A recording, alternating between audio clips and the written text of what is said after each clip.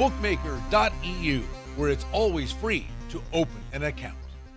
Thursday night NBA action, the TNT doubleheader. Let's take a look at Game 1. The Brooklyn Nets hosting the Boston Celtics. We're going to send out Brooklyn 3.5 to 4.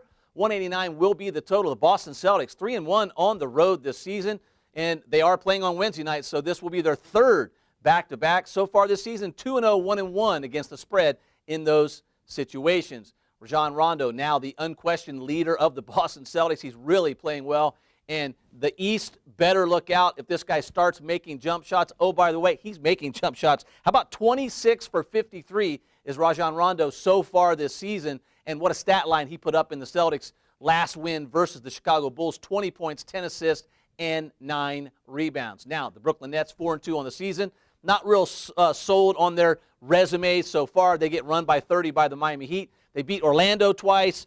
They've beaten Toronto and Cleveland. So far, no real signature wins for the Brooklyn Nets. They have to find some scoring besides their big three. So far, Williams, Johnson, and Lopez doing the majority of the scoring. On the injury front, Gerald Wallace and Marshawn Brooks expected to miss this game Thursday night versus the Boston Celtics. Now, Heat Nuggets, Game 2 of the TNT doubleheader. Stay tuned. All right, let's get to the late game. Thanks, Pat. And we're talking about Miami at Denver. Looking at the Heat as a 2-point favorite. Total in the game is 205. Listen, this Miami team, high profile. The public's all over it. Odds makers know they got to be on the beam with these guys. Monte, so far, really good for the odds makers. 4-4 ATS, 4-4 over/under. Frustrating as a bettor if you want to bet Miami. You don't know which way to go here. This might be a team you want to stay away from for a little bit. One thing you should know, and it's factored into the number, the Heat do have to play the night before. Yeah, back-to-back situation here. Maybe some tired legs heading late into the fourth quarter.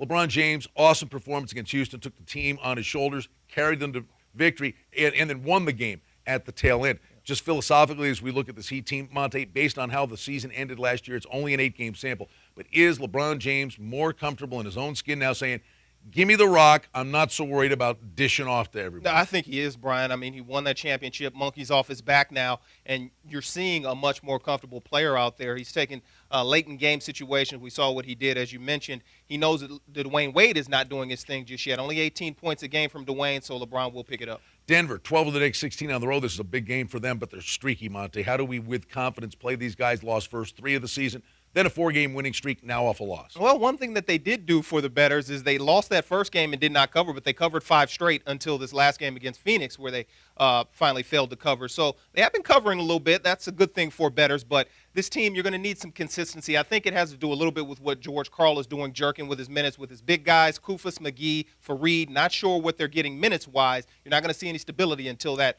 straightens out. And the one guy who can be the glue holding this thing together is the veteran point guard, Andre Miller. We wish you the best of luck Thursday night on the NBA Hardwoods. You can check the current lines on your smartphone or any other mobile device at bookmaker.eu.